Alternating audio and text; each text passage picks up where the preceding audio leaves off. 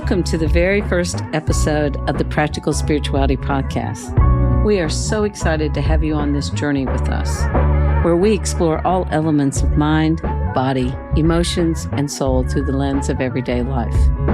On this first episode, we're discussing how myself and Gareth first met, and then we're going to begin to dive into what is spirituality.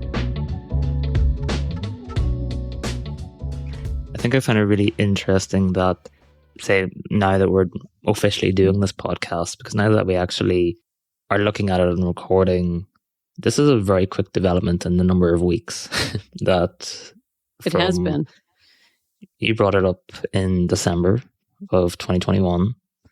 You'd mentioned it to me on a call, but I'm sure you've seen my hesitation in actually doing a podcast. It was not something that I had a curiosity or a need or want to be on. I was surprised, I guess, with my resistance to do a podcast at the time, which made me want to do it more in hindsight the more I actually sat with it, because, you know, what is resistant means there's growth and actually exploration, or there's fear also there, which is always a fascinating thing at this point for you and I when it comes to things that come up in your awareness, or if someone brings a certain subject or topic up or opportunity up at times. It's amazing how it can challenge us. In the last 6 years, I guess, of working with different people, I'm doing events, I'm doing group sessions and different things. Very little of it has ever been officially recorded. It's been recorded in very particular ways through people writing it down or typing it up, but never actually video recorded or audio recorded. And that was actually a very conscious decision over the last 6 years not to do that. Was there a particular reason why you didn't want to do that? Over the last number of decades of exploring spirituality through myself and through my own family, I've seen firsthand how when there's audio recordings or recordings in general, how people can get quite obsessive about the material and they keep listening to it over and over again at times. Whereas at that time, when the information was coming out and answering questions, it made sense that what was meant to stick would stick during the conversation naturally, instead of people keep going back over and listening to it over and over again in different ways, if that makes sense.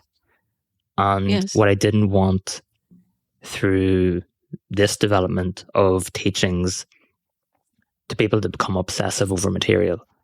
Well, I think one of the key things that you and I both talk about, Gareth, is, you know, our growth flows naturally whether we like it or not. And whether we get obsessive and listen to material over and over and over again and wish it away, or try and figure out how to make it true for us, or try and figure out what I'm doing wrong, doesn't change that, does it?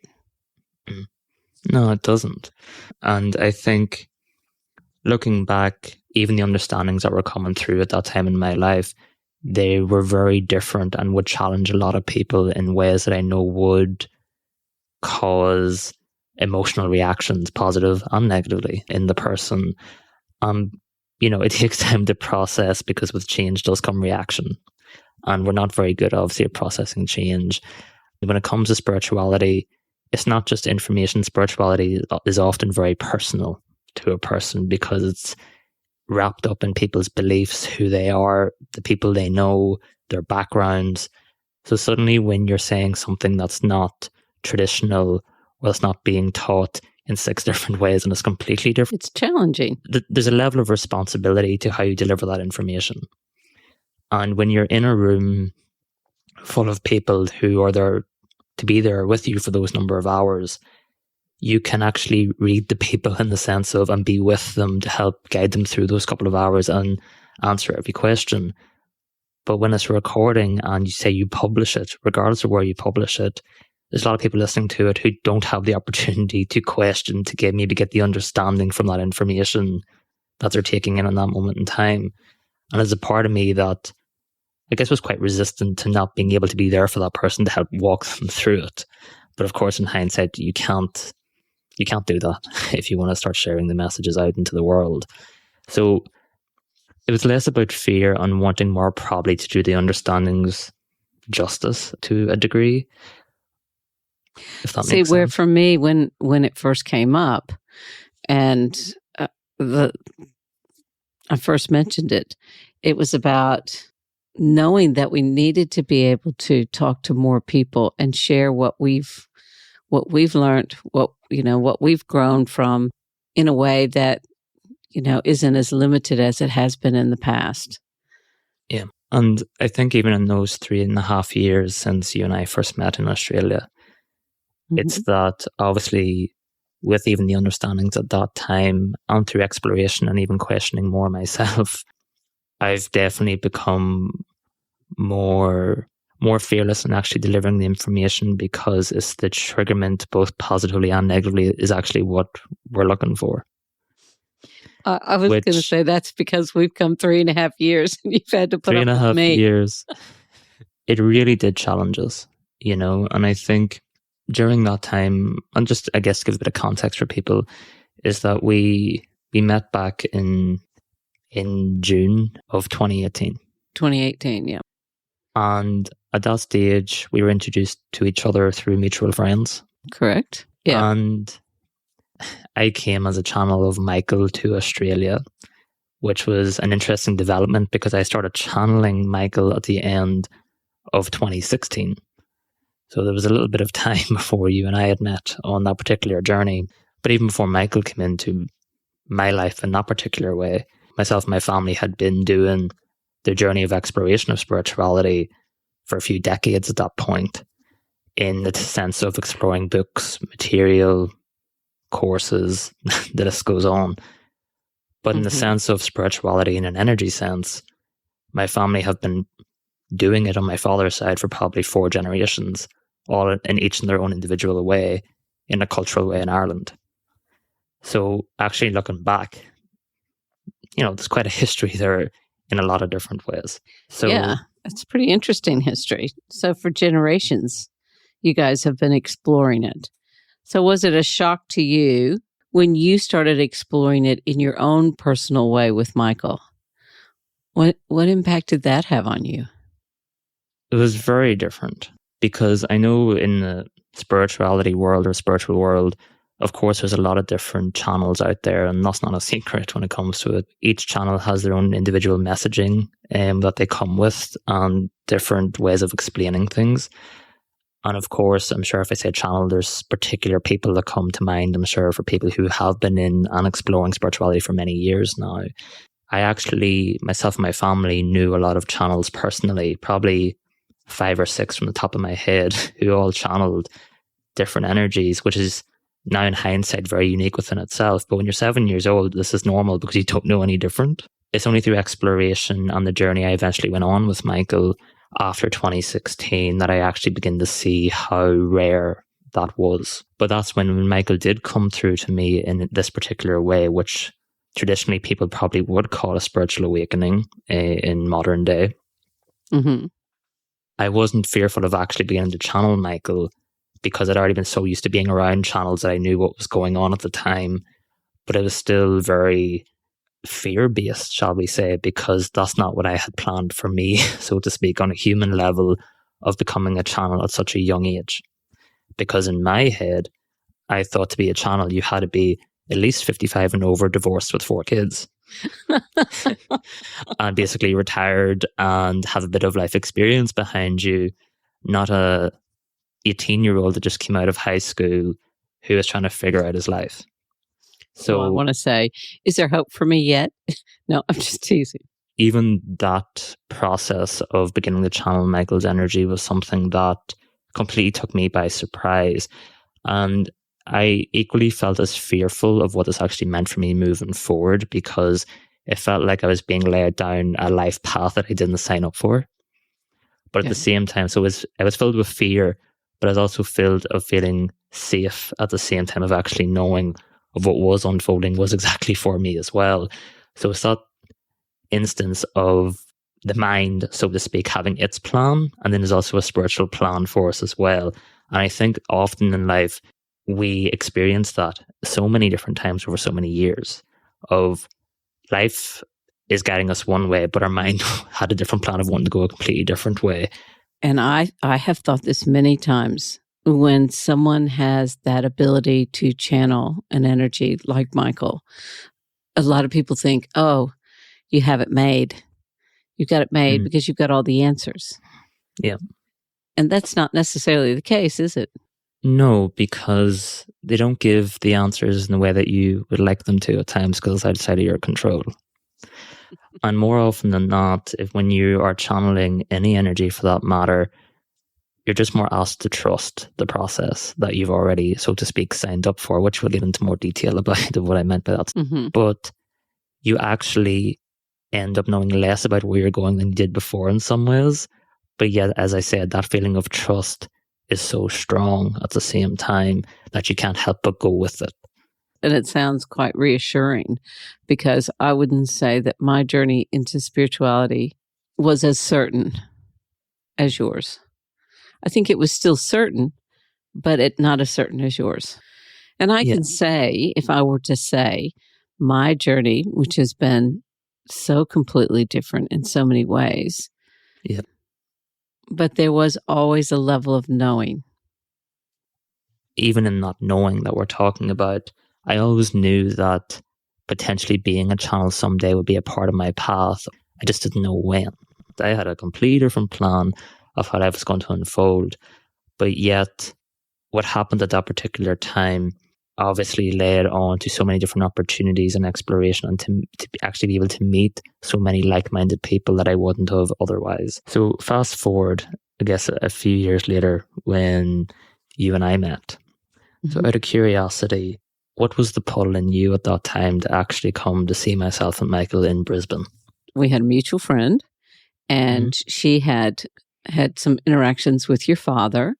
And I remember as she was talking about it, I had a very strong pull not to meet your father or anybody else in your family, but she had spoken about meeting you and how you were channeling Michael.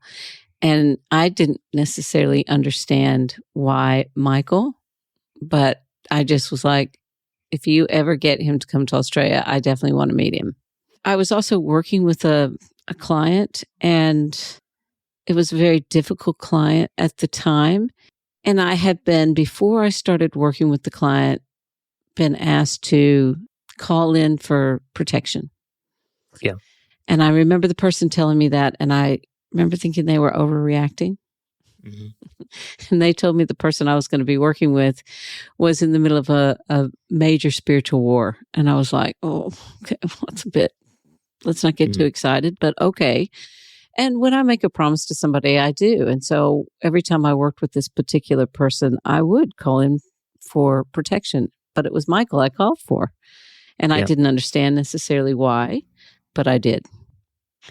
So at the time you showed up in Australia, I had worked with this person for a couple of years, and I could see she was losing hope. And when I met you, my sole intention was for her to be able to have hope. And I didn't know whether, it was just blind faith, basically. I didn't know whether you would have anything to offer her that would be hopeful. But I just had a real knowing that she needed to meet you and Michael. At that time, when I was in Australia, of course, I was doing quite a number of one-to-ones or private sessions at that time. And I think that's where you and I had first met. And then also during that time, I was planning to do 2 group events. And do you actually remember why, after, say, the private session, that you decided to come to the group session? Because I felt like I had a lot of questions. And I thought, okay, most of the time when I've heard someone channel, I don't get to question anything about what's being said. And I thought, this is going to be an opportunity for me to ask a few questions that I'd really like some answers to. And this is where I think actually in developing this podcast, a lot of things do come full circle, because we really did in the last 3.5 years get into a lot. We have. And sometimes kicking and screaming on my behalf. And other times you'll say something and I'll go, well, of course. But then you would have me look at something and I'd go, no, I'm not going there. And then kicking and screaming, I'd end up showing up there. I guess through us even having these conversations about the podcast, even over the last week, we've been trying to decide or figure out in a way of where would be the best place to start.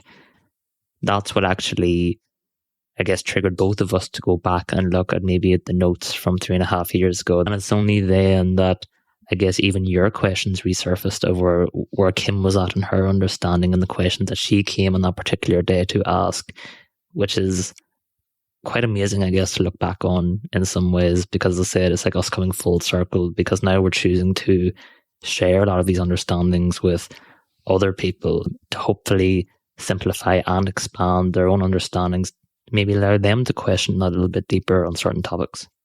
Well, I think that is one of the only ways that we actually comprehend it and grow, is to be able to question it, and to be challenged by some of our thoughts. Because I remember sitting and asking questions and then feeling quite challenged by some of the answers, because it was different. Yeah, very different from everything I had learned previously. And I didn't necessarily have a problem with it, because I had started to question some of the things that I had learned, but it was like, I don't know if I like that answer. And I think the other thing, like before I met you, Gareth, when I talk about other people that I'd heard channeling that weren't actually announcing they were channeling, and that radio antenna going up, for me, it was like I would hear it and I go, oh, I know this is important for me. Even though it makes no sense to me, I know it's important for me. And I think that was an important part of it, because I that part I never understood. I just knew that was, like you said, with your journey, I had to trust it. Yeah. So I think in starting this podcast, we wanted to start very simply. And I know even in the last, since we started, even this conversation, but I think it's that we want to start in the most basic of areas that even started in that room on the 3rd of June, 2018, was basically asking the basics of what is spirituality. That is, well, it's a really interesting question, because it's always going to be something that I find is very difficult to define, and it is always uniquely shaped by our own personal family and cultural experiences, depending on what we grew up around and even have continuous exposure to.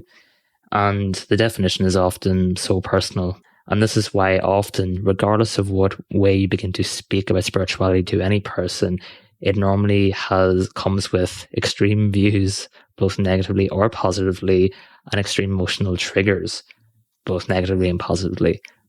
I would agree with that. And of course, I can only come from my own personal view. And I didn't understand it as a child, but I think I was aware, because I was brought up in a very religious home. And so to me, religion and spirituality went hand in hand. Yep. But everything that I was being taught and what I witnessed didn't actually follow the reality of what was happening. And so that caused me to question at a very young age. And I think for me, and I guess this is one of the reasons why I like saying practical spirituality, because I wanted real life. I wanted to know how does the energy, the intuition, the guidance, how does that fit into my real life on a daily basis? And that I think I was 5 or 6 years old when I started questioning that. And that's young. They start questioning that, I feel, because most people don't actually, in my experience, question it until sometimes even leave home at times, actually leave the home environment to begin exploring that. And I think there can be a lot of confusion around spirituality versus the energy versus, because there's so many different definitions. Because my family has been in the energy, I want to say, or working with the energy, that was always something quite different to spirituality, which I was also brought up in a religious sense of what you're taught at school, etc. So it was only when I was 7 onwards that those two worlds started to overlap and begin to communicate with one another. And then from then onwards, I think, you begin to question and put one and one together to begin to understand how you actually feel about these different areas you've had exposure to. It's that questioning, I think, from that young age for me, that I didn't understand so much around, because I wasn't introduced to the energy part of it until much later, I'd say early 20s. Yeah. So I didn't really actually understand the energy part of it, but I was introduced to, my own family background, and what they were saying and what they were doing didn't match. And then what I was feeling on the inside was completely different than anything that I was experiencing in my world. And I think, when we're born, we're given by others the definition of what spirituality is and what we should or shouldn't explore. And it's only when we go through life that we begin to create our own definition by actually exploring and discovering and getting our own answers. But to do that, sometimes or often we have to leave home and start interacting with many different groups of different people to get different exposure to different religions, different cultures, different people. And only then can we really begin to, I guess, question our own, because we now have exposure to many different things. So would that be similar to you, I guess, for when, as an adult, I say you started to question it more? Because I know you said you were questioning it as a child anyway, but did that definitely progress it? Yes, that definitely progressed it. I had a couple events happen to me that even progressed it even further. I had exposure to a few people that I remember thinking, well, wait a minute. They don't talk about any of this stuff, yet I would consider them the most spiritual people I've ever met. And I was like, wait, I don't even know what that means, but I knew what it felt. The journey, I think that, and I'm asking, the journey that every one of us goes on is so uniquely personal that we don't have to actually define spirituality.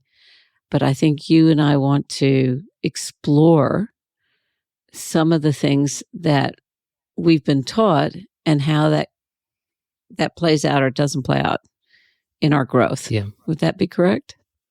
Yeah, no, I definitely would agree with that, because I guess throughout all these years and through many conversations, at this stage of sitting here right now and talking to you, in the simplest of terms, to me, spirituality is about feeling and understanding the wisdom and maturity that lies within you and only you in this present moment.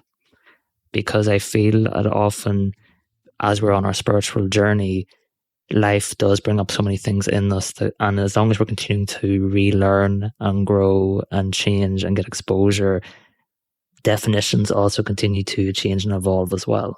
Okay, I'm going to do the thing you hate. I'm going to ask you to repeat your definition again. Can you repeat that? So at this moment in time, if I was to try to define spirituality, it is about feeling and understanding the wisdom and maturity that lies within us and only us in this present moment in time. I feel like you've got a clause in there.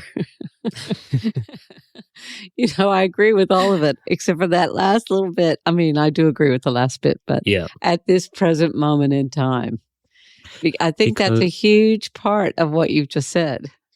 In this present moment in time, we're able to accept a lot of things until life throws us something else that makes us question it all once again. And then that can completely redefine and change how we view a lot of things. And it can also happen very unexpectedly, as you know. Yes, I do. I think the present moment is the kind of an important part of the statement. Yes, I kind of knew it was the important part of the statement. But so for so many people like myself, who for years, I think if I had known that it was about understanding the feelings and the wisdom that I was gaining in each moment, I wouldn't have put as much pressure on myself. Like I had a lot of pressure and I felt so misunderstood, Gareth. Like I felt like I understood things that other people didn't understand, but I didn't have the ability to articulate it. And I didn't even know if it really mattered that I did or not. And I think this is actually the beauty of exploring spirituality, because you only begin exploring anything when you feel there's a reason to explore something because there's something not adding up or something that you no longer agree with, even if you did agree with it even days, weeks, months, years prior. And I feel as we go through and learn more about our lives, we begin questioning a lot more. So when we start questioning, why am I here? What makes me different from everyone else? How can I move forward and create an impact in my life and in other people's? We begin asking those questions to ourselves and to other people, because up until a certain point, we know we've been made kind of a carbon copy of everyone else around us. And we actually don't understand what our individuality is anymore, or we know it's in us, but we don't know how to extract it. And I think people turn to spirituality because often, and again, it depends, but often because they know they're not getting the answers from the sources that they currently have. So therefore they need to go and explore that a little bit further. And that normally takes people on their journey of exploring many different types of spirituality, many different material, books, conversations. But the combination of the vast teachings of this world of spirituality will open up the equally vast and wonderful world within us, regardless and depending on where you are at that time in your life. You just have to be willing to explore it.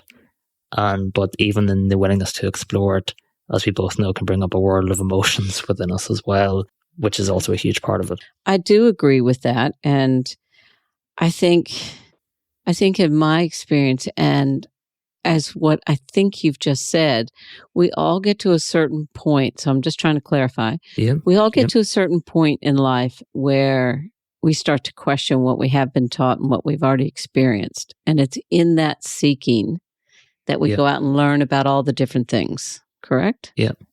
Because we've extracted everything we possibly could have from the resources we had around us for that period of time. Mm-hmm.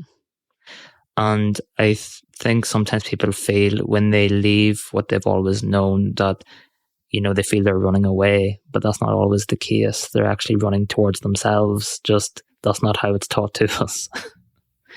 That's a very interesting point. And we don't always know that we're questioning. And sometimes people think, and I really want to ask you this, sometimes people think, myself, for a long time, yep, I'm going to get the answer. The answer. There isn't an answer, is there? Yes and no. Because I think it does depend, because you will get often an answer that will have you become aware of a different part of you or a different part of the world or a different part of the energy. So it is growing, but I think what we don't understand at times is that the things we grow into, we'll also grow out of. Yes, 100%. And that has been one of the biggest challenges of my life, Gareth, because, and one of the biggest misunderstandings of my life, because I could easily say I spent my 20s thinking there was something really wrong with me because I would grow into something and grow out of it very quickly. Yeah. And I just thought it made me even more of an oddball. And I think that's the importance of what you said in the beginning when you defined spirituality, the feeling and understanding and wisdom gaining in that present moment. And so as for that present moment, so the 25-year-old Kim had gained wisdom and understanding for the ability that she had to understand at 25 is different than the ability that she had to understand at 30 or 35, correct? Yeah, correct. And I only think it's through exposure and reading and going out into the real world. What's amazing about nowadays is that we actually have more access to more information than we've ever had before, which is something to be incredibly grateful for. But if anyone's actually starting to explore spirituality for the first time to get the answers they would like at this moment in time in their life, because the search continues to change and evolve, as we talked about, the questions continue to change and evolve, because with every answer you get, you have another question. So it actually one answer is never going to be enough, because it's always followed by another question. But through exposure, we begin to realize that spirituality isn't owned by any one person or religion, or can be explained by any single philosophy. Living a spiritual life comes from exploring our own personal experiences and challenges and leaving no questions within ourselves unanswered. Okay, so what I want to ask you then is what we're calling practical spirituality is Mm-hmm. is what you're saying really the practical spirituality is not trying to find the answer, but trying to or not even trying, but becoming aware that our journey is unique and that if we bring the focus back into us Mm-hmm. and our wisdoms and our understandings of the moment, then we'll continue to evolve and to grow and even ask more questions. Exactly, because how can we understand our own spiritual journey if we don't question it enough to actually explore what we've been through already? Because we're asking for peace and happiness and contentment and all of these things for our future, but yet we refuse to look at our past. And it's all one spiritual journey. Mm-hmm. And it's about understanding why spiritually we've been through certain experiences. And when we begin to understand those experiences a little bit more, you can begin to see a pattern of why certain experiences are unfolding in front of you now. And there actually are connections between them. But again, this was all quite new information to me at the time when Michael came through, because at that stage, I was beginning to question some of the spiritual understandings that are out there globally and through a lot of different materials or books. But I was still very much in the, I guess, creating your own reality type of spirituality and actually ways that people use the energy. Yeah. Or that's how people are at the moment working with the energy, if you want to put it that way.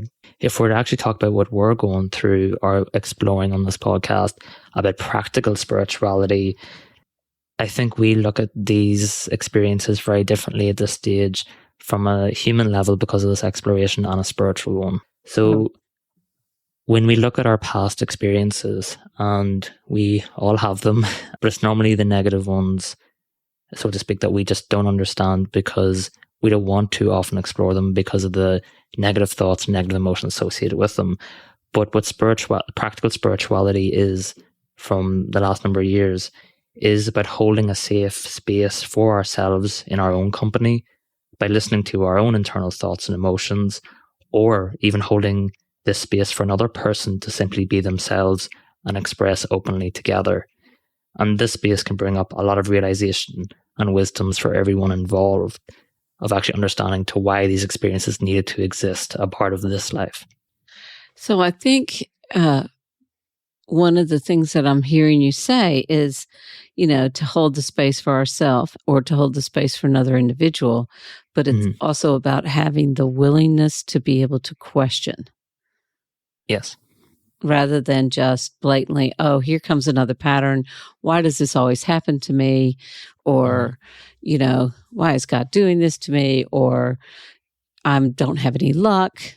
It's about what I'm hearing you say is about stopping and going, okay, so let's just hold the space and really start to explore what this is about. Yeah.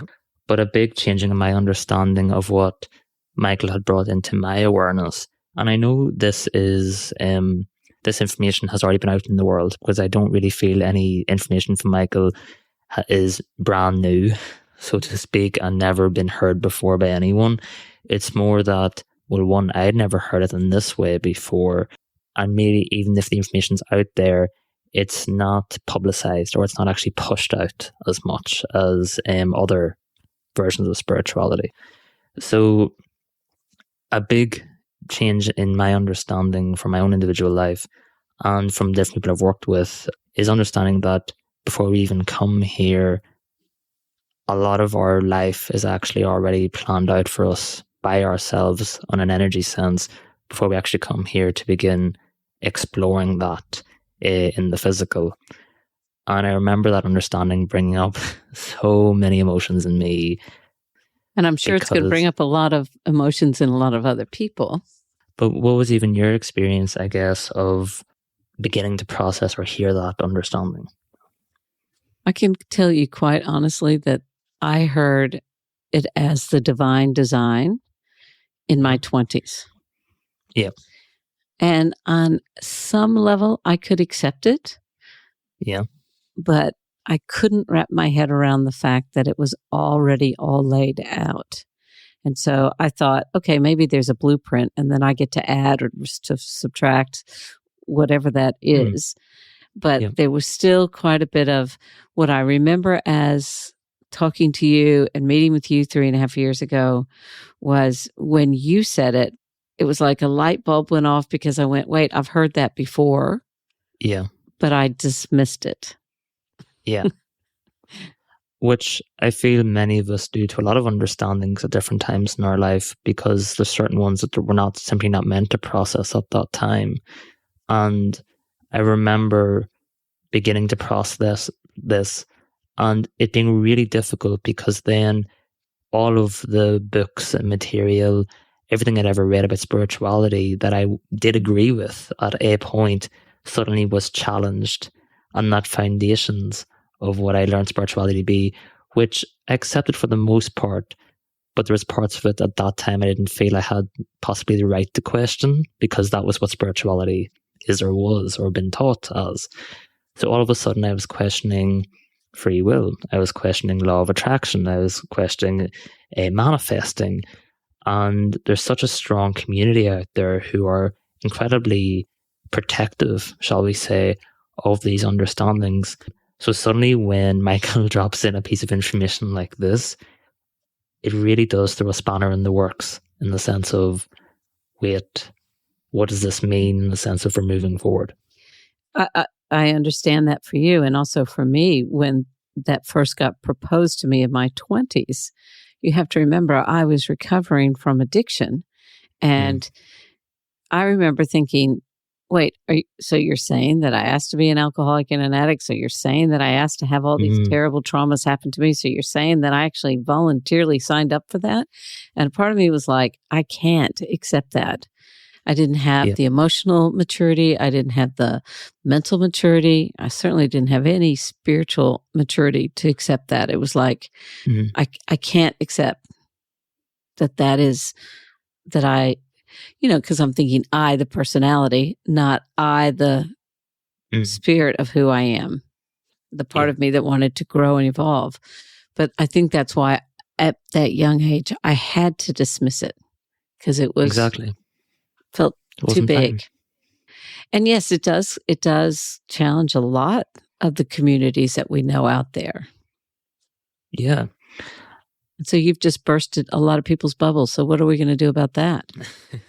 Well, I think 3.5 years of exploration, we might have some answers along the way to hopefully assist, because when we were exploring that more deeply together, it really did have us scratching our head at times, because as you said, there's a reality in this world that for a lot of us who are going through life, we've experienced a lot of traumas that bring up a lot in us, and a lot of emotions, a lot of thoughts.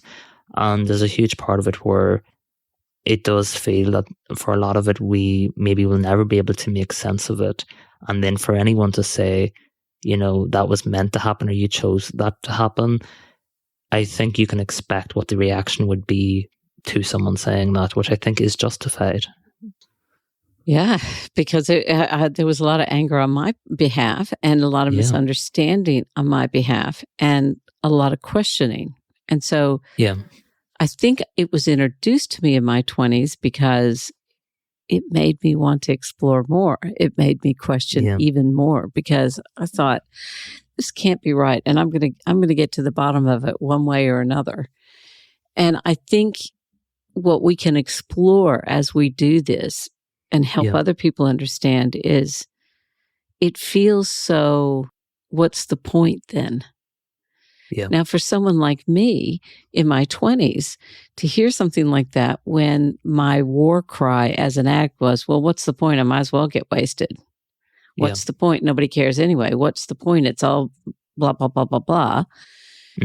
So it was very dangerous for me at that point to hear it, because it made me want to go, well, whatever.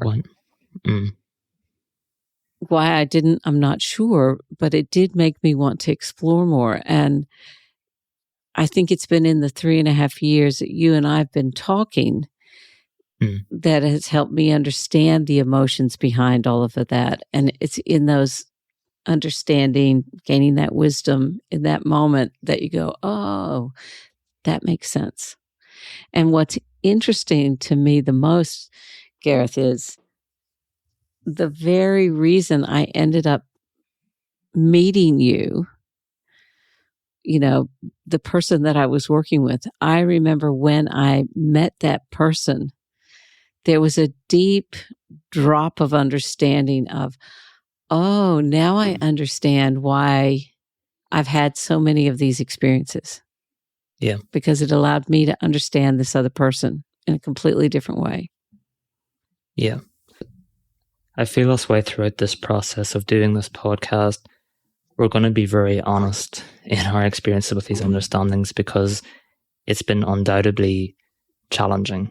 But it's been equally as healing at the same time in a very strange way, because there's been times where we have met people in our life who have been through very difficult times, very traumatic times, but yet when you meet them and they're very at peace with it and able to talk about it, there's a part of it where it does create a level of curiosity of how can someone be so at peace with something that's so terrible that happened.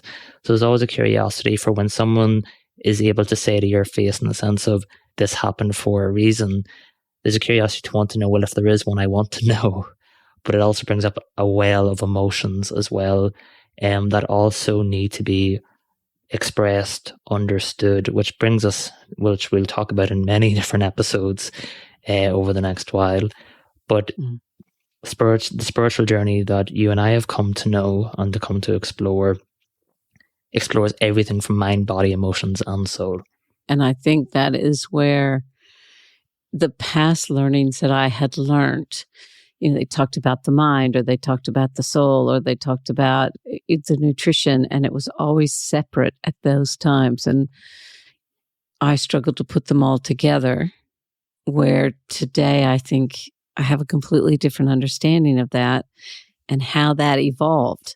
And I think it is about how we evolve into it in each moment that you were talking about.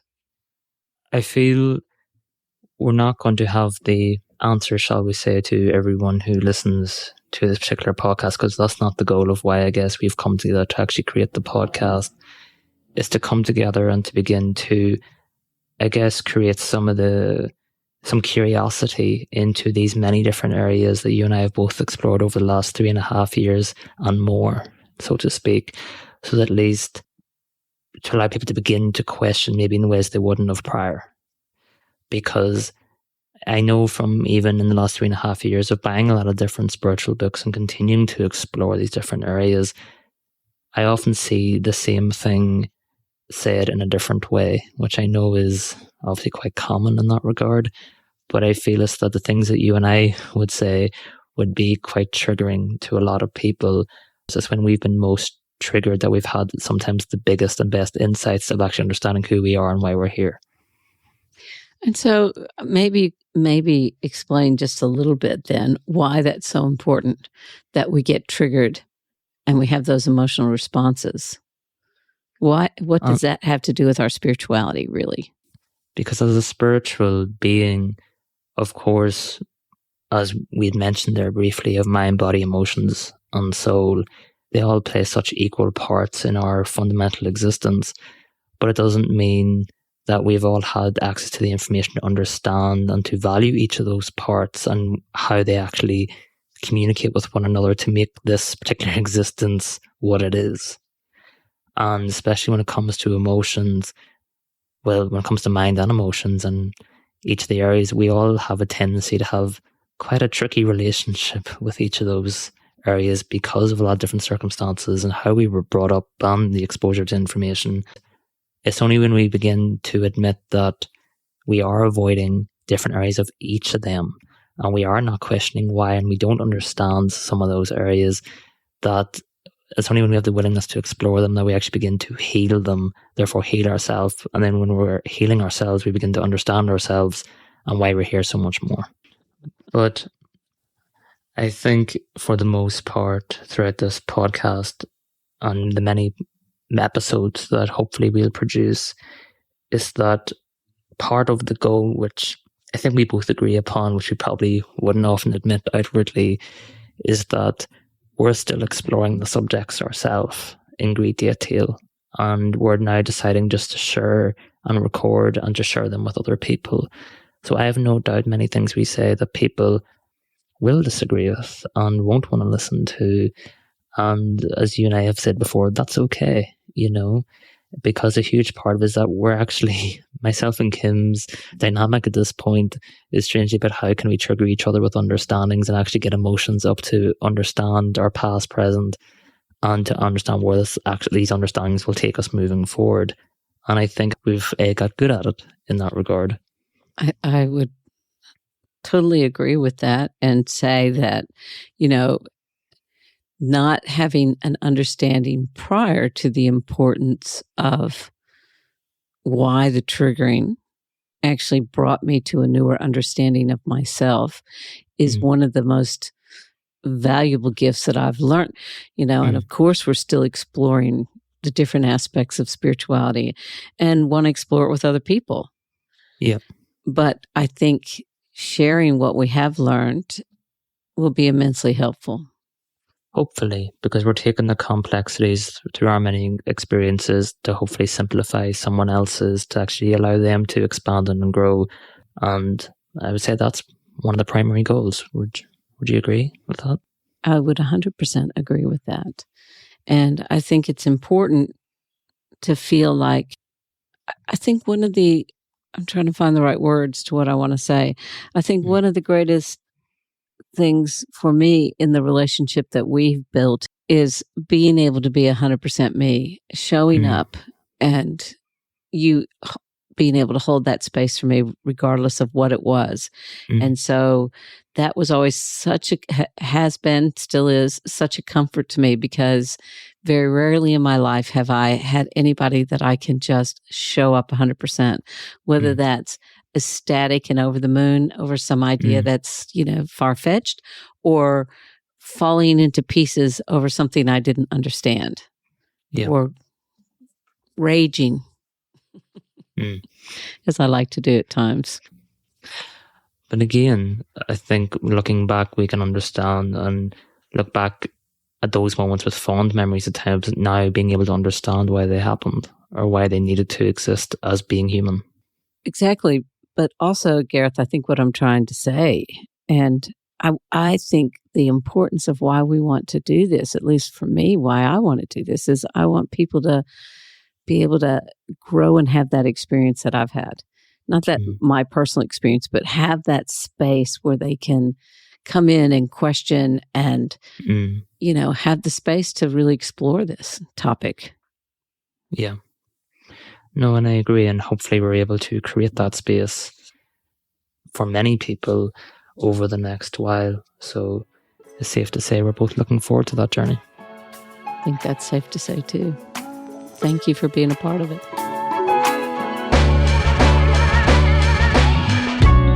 Thanks so much for listening. We hope you enjoyed this episode. If you would like to explore these topics more with us, please go to www.patreon.com/Practical Spirituality Podcast. Not only will that help us keep producing these shows, but you'll also get advance access to each new episode, the opportunity to ask questions directly of Gareth and I, input into what topics we will cover on the show, access to exclusive content not available anywhere else. See you over on Patreon.